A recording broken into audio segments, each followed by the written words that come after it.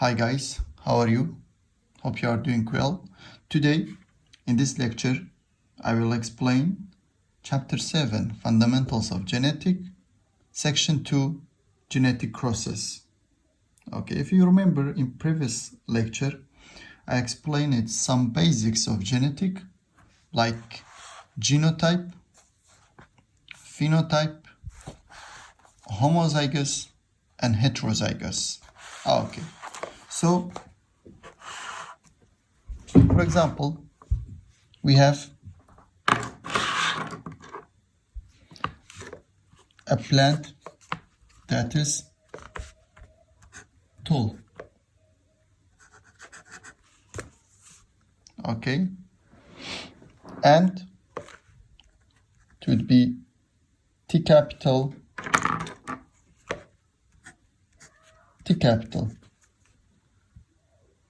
Okay, so what is the difference between these two?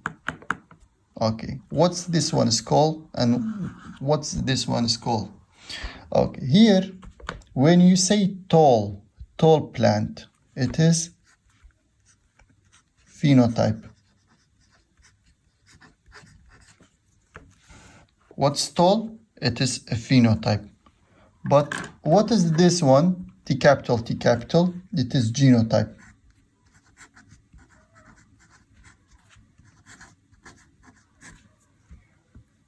Okay. So when you say tall, it's a characteristic that you can see it. It's a physical appearance of a plant. So this is phenotype. But when you say T capital, alleles, it is genetic makeup, yani genotype of a plant. So you can easily differentiate between phenotype, genotype. Phenotype is tall, genotype is alleles. T capital. We said genotype has two types. It can be homozygous. When it's homozygous, when both alleles are identical. For example, when we have T capital or T small. These two are homozygous. Okay? So when a genotype would be heterozygous, when we have two different alleles, like one T capital, one T small. Did you understand? Okay. So when we have T capital or T capital T small, what kind of trait it is? It is a dominant.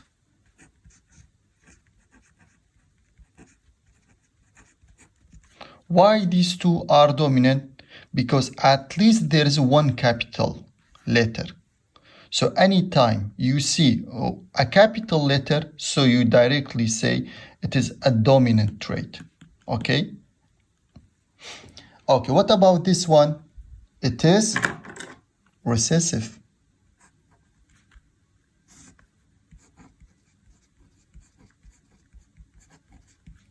Okay, so in order to have a recessive trait, there should be always two small letters. But dominant, there should be at least one capital letter or both are capital letters. Okay, there's a note. Phenotype not always indicates a genotype or genotype.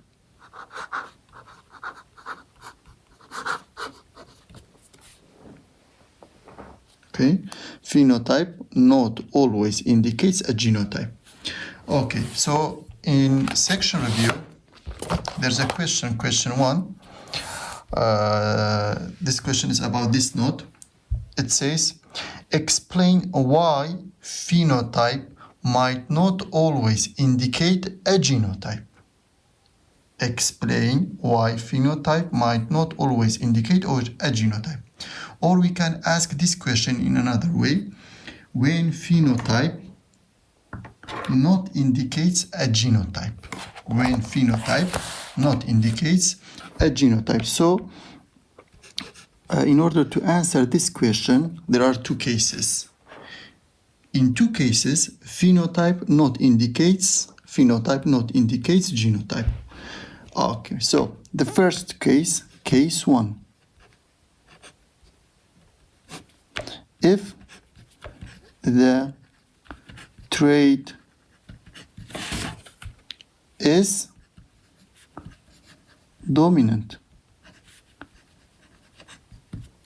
When the trait is dominant, the phenotype might not indicate genotype. How? Let us give an example. For example, we have a plant which is tall. Okay, you know that this is phenotype.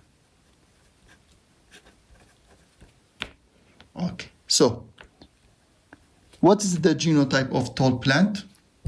Directly you say T capital. This is genotype.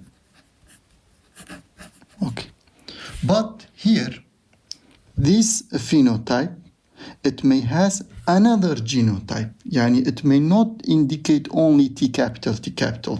It may has T capital, T small. We can use also this genotype for this phenotype. So when the trait is dominant, the phenotype might not always indicate this genotype. It may use this genotype. Okay, so this is case 1. In case 2, in which the phenotype not indicates genotype, here phenotype, when phenotype is affected by environmental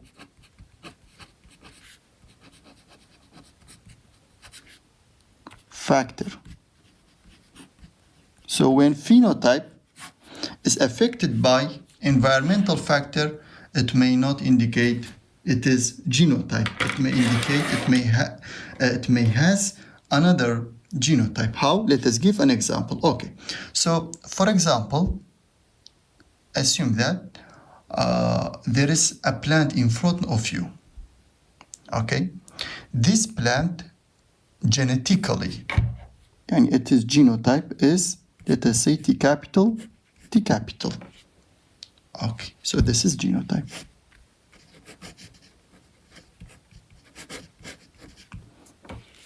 Okay, this plant genetically is T capital. So what about its phenotype? Its phenotype should be tall. Okay, but here the phenotype is affected by environmental factor. How? For example, this plant lacked or not supplied with enough nutrient. So what happens to this plant? Of course, it won't be tall. It will be short. This is phenotype. Okay. يعني كجينوتايب كي تي كابيتالا فينوتايب كش دبعت طول بيتن بس لبروي او تريتيا او فينوتايب طولا كلبروي affected by environmental factor سمادو نيوترينتي باشي ورنا قرتيا so plantaka طولنا بتسدبي short بيتن. So here we also have this phenotype not indicates this genotype. Why? Because it's affected by environmental factor. Okay, in the beginning of the section, there is a question, and the question says, why geneticists rely on Mendel's work? Why geneticists rely on Mendel's work? Or we can ask, why geneticists still use Mendel's rules? Why geneticists still use Mendel's rules? Of course, geneticists still use Mendel's rules. Why? To find or predict the result or outcome of genetic process. Okay? So, geneticists still use Mendel's rules. Why? To find the result of genetic crosses. So in this section,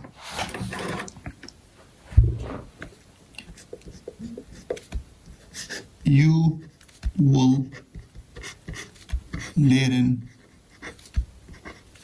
how to find probable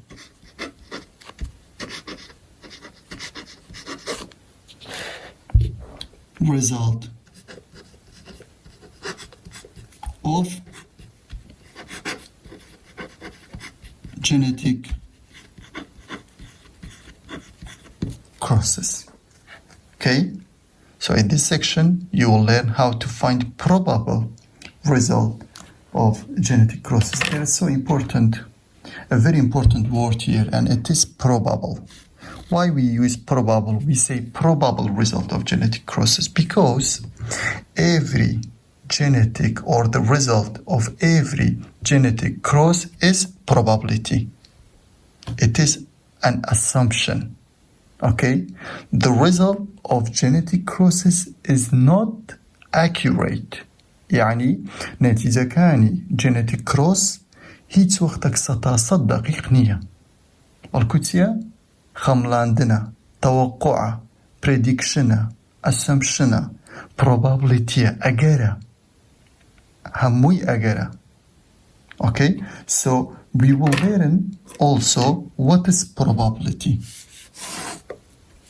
What is probability? Okay, so the definition of probability is the likelihood of a specific event that will occur. Look, what's probability? Is a likelihood that a specific event will occur. يعني أجري روداني اشتكت لو ديار دخاتن. Probability is the likelihood that a specific event will occur. It's prediction of a specific event that will occur. Okay? So for probability, we have a rule. And what's the rule of probability? The rule of probability is P equals to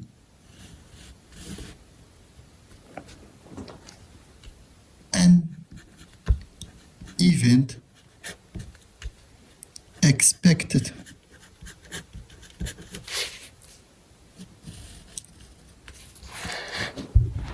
to happen over total. Okay, P equals to an event expected to happen over total. Of course, when we give examples, the rule will be more clear. More clear, sorry. So, the result of a probability can be expressed in 4 different ways. The result here, it can be expressed in 4 different ways. Sometimes, let us say we have X, Y, okay?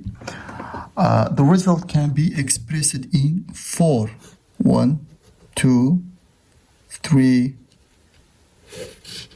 and 4 different ways, okay? Sometimes the result can be expressed using fraction, like X over Y. Okay. Sometimes the result can be expressed using decimal, like X point Y.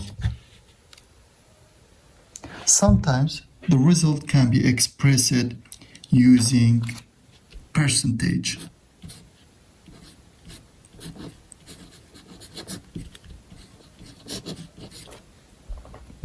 like 100%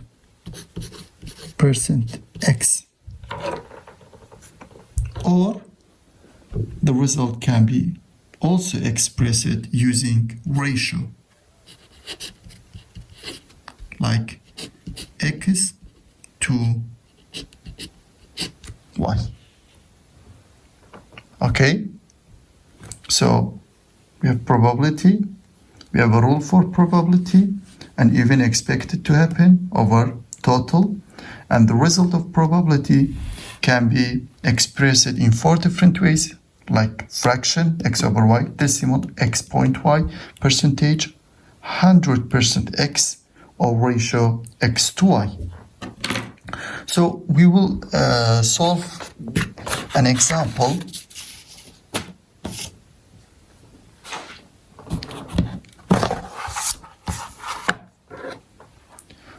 to clarify the rule and probability here. Look, for example, question. In biology exam,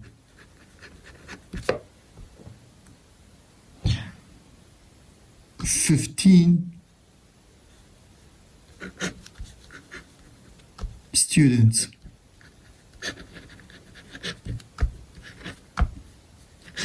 have passed, while 5 students failed. Find probability of failed students."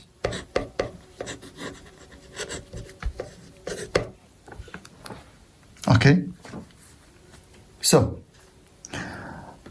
now first of all we have a rule for probability, and the rule is that P equals to an event expected to happen.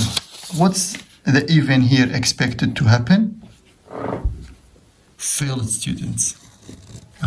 It says find probability of failed students over total. What's total here? Total number of students in the biology exam. So first we have to find total. Total equals to 15 plus 5 equals to 20. This is step 1.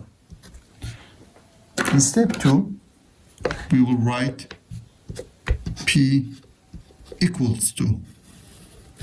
Okay. An event expected to happen. What's the event here expected to happen? Find probability of failed students. So the event here that's expected to happen is failed students. So how many failed students we have? 5. So here we have 5 in the top. What about the bottom? We have total. So it will be 20. Okay, so what's the result? We said we can use or we can find the result using 4 different ways. Okay, so first let us find the result or express the result using fraction. F fraction. So it will be 1 over 4. This is fraction. Second way, we said using decimal. So look, D. It will be what? 0.25. Okay. Third way, we said using percentage.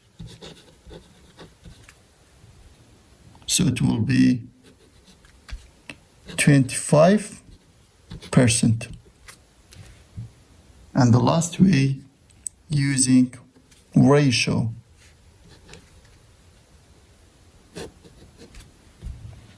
Okay, so how we can find the ratio? First, we will write this number, 1, here. Okay, we say 1 failed 2, 4 minus 1. 4 minus 1, it will be what? 3. 3 passed.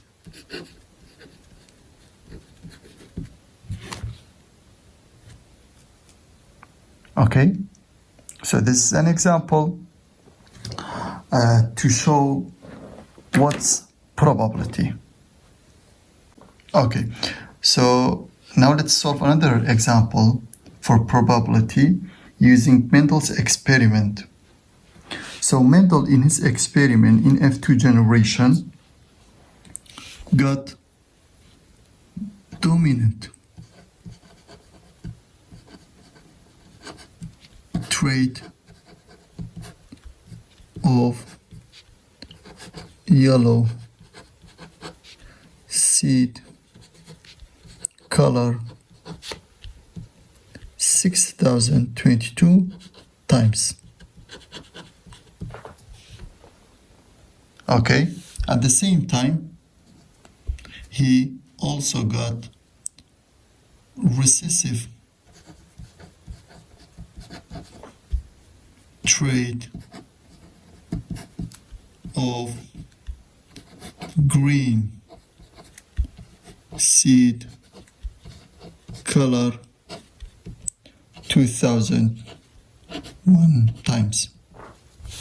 Okay, and the question here asks find probability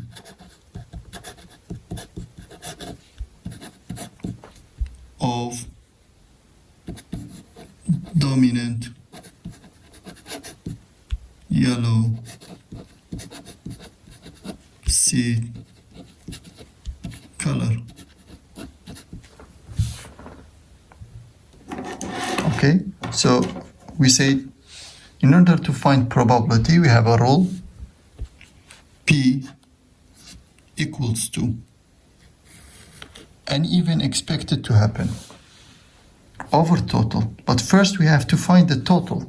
So we say 6022 plus 2001 equals to 8023.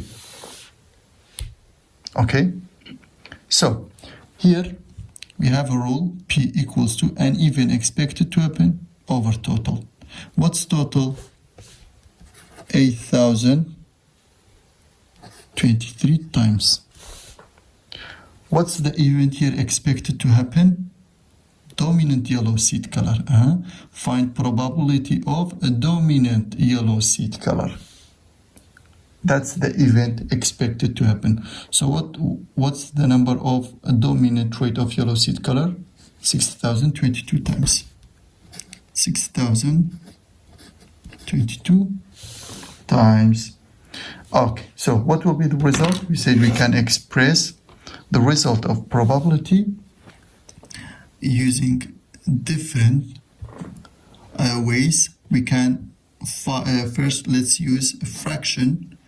For f, fraction will be 3/4.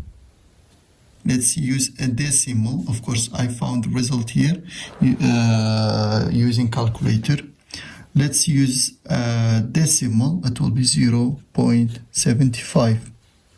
Third one, let's use percentage. It will be 75%.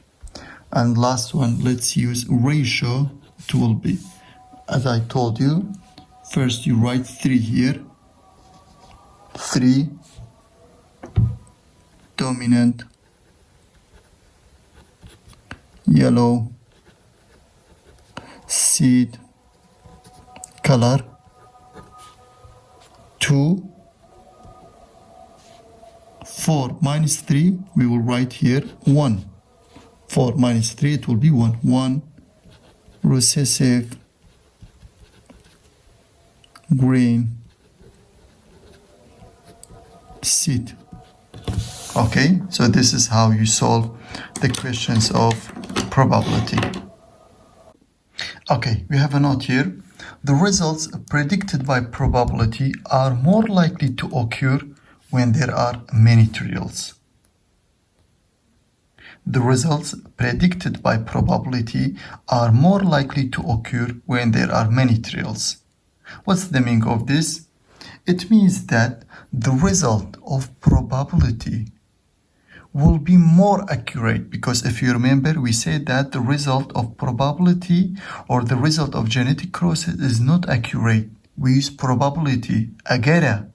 So the result of probability will be more accurate when the experiment repeated for many times. Okay? The result predicted by probability are more likely to occur, are more accurate, will be more accurate when the experiment repeated for many times. Let us give an example. For example, we have a coin, as you see, and as you know, this coin has two faces.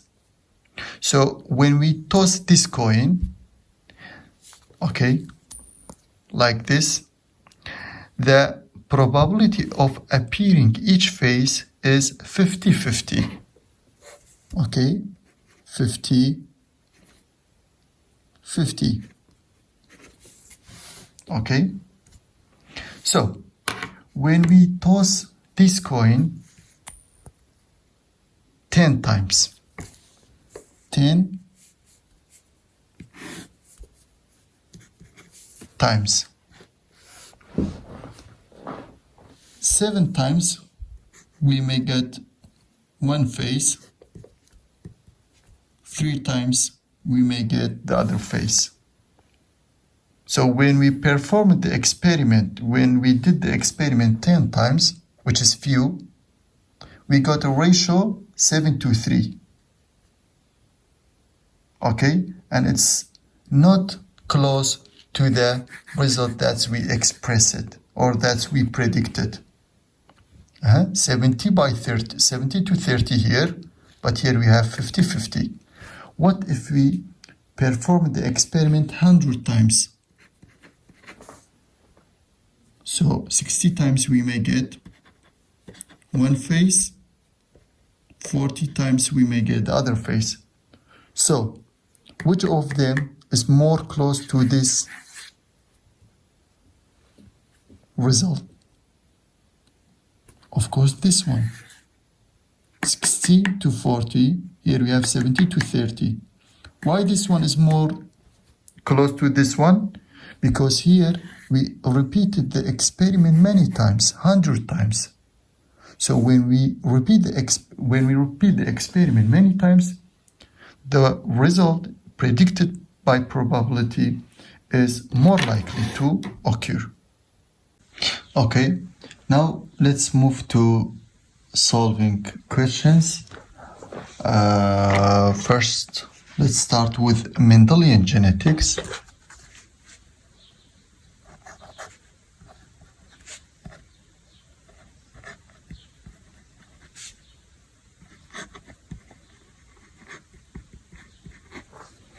Okay, as you remember, in the previous lecture, I told you that Mendelian genetics is complete dominance.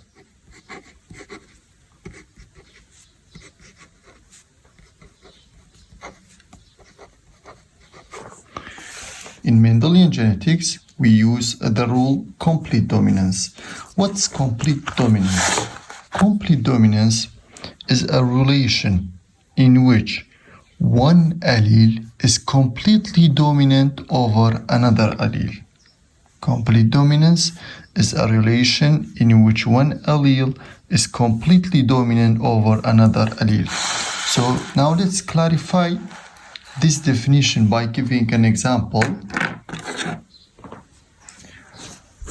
Mendel, in one of his experiments, crossed around seeded pea plant with wrinkled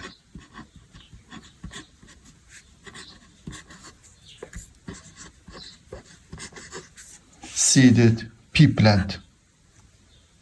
Okay, Mendel crossed round-seeded pea plant with wrinkled-seeded pea plant. Okay, round here is dominant, so we use the first letter of it and we write R capital, R capital. And here wrinkled is recessive, so we write the genotype for it is R small, R small. Okay, so when these two are crossed, an individual will be formed, and this individual or this offspring takes one allele from this parent and one allele from this parent, like this. Look, it takes R capital from this parent and R small from this parent. Okay, so what the definition says, or what's complete dominance? Complete dominance is a relation in which when two contrasting alleles, what's the meaning of contrasting? Yani two opposite alleles, this is dominant, this is recessive, are present in the same organism or in the same plant as here, the dominant allele prevents the recessive allele from having an effect. This is so important. When two contrasting, two opposite alleles are present in the same plant, the dominant allele prevents the recessive allele from having an effect. And the plant here shows the dominant phenotype. So the dominant phenotype here is round. Did you understand? When two opposite alleles are present in the same plant, so the dominant allele prevents the recessive allele from having an effect.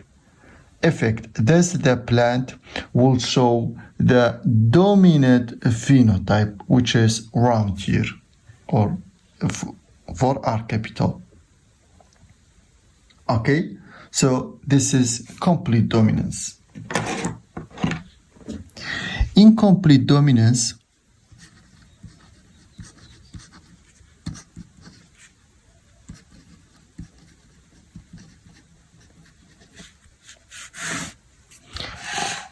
there are three examples. We have three examples. First one, we have pea plant.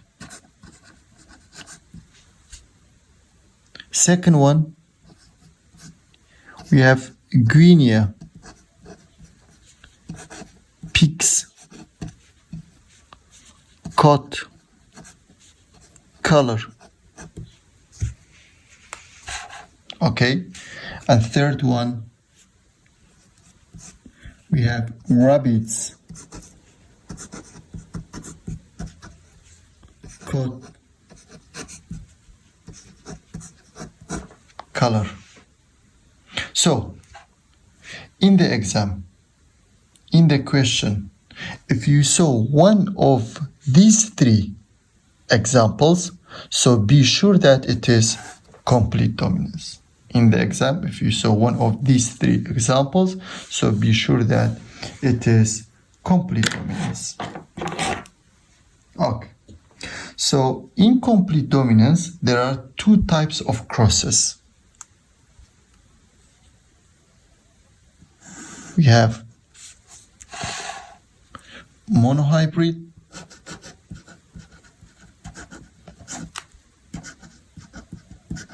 cross, and we have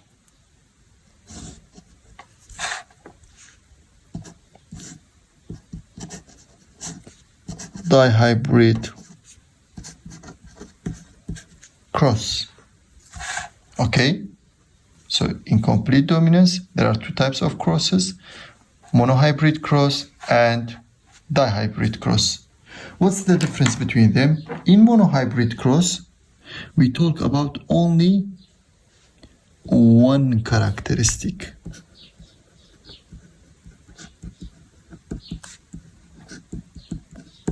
Like when we say a tall plant is crossed with a short plant, And here we always have one characteristic and two traits. The characteristic here is height of plant. What about the traits? The traits are, one of them is tall, the other one is short. Okay, well, in dihybrid cross, we have two characteristics. Means when we talk about two characteristics, it is dihybrid cross. Two characteristics. Okay, like for example, in a question, when it says a tall plant with rounded seed is crossed with a short plant with wrinkled seed. As you see, it talks about two characteristics. And because it's two characteristics, so we will have four traits. For each characteristic, we have two traits. Okay. In monohybrid cross, we use a rule that's called law of segregation.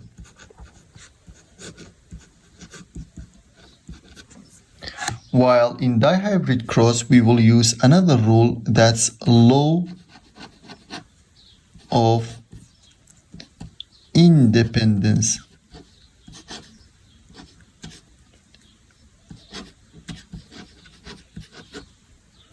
Assortment.